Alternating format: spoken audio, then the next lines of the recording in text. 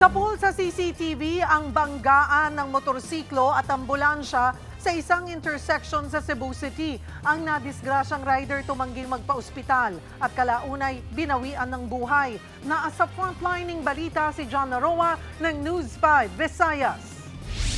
Sa intersection sa MJ Cuenco Avenue sa Cebu City noong Huwebes, makikitang maluwag naman ang kalsada. Isang motorsiklo ang huminto para padaanin ang palikong ambulansya. Pero ang isa pang motor, nagdire-diretso kaya bumangga ang motor sa ambulansya.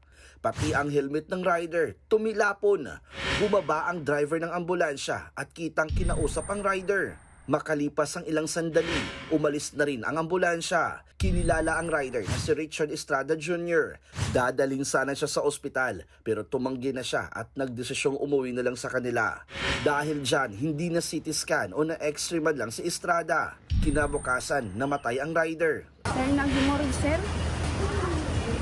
Dito kasi yun eh. Na-impact sa kanya. Yung manobela. Ganun.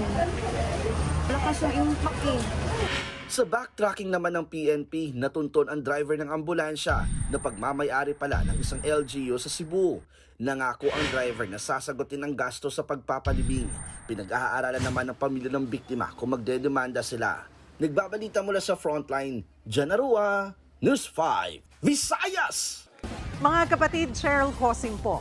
Maging maalam at may pakialam sa mga napapanahong issue at headlines. Mag-follow at mag-subscribe na sa social media pages ng News 5.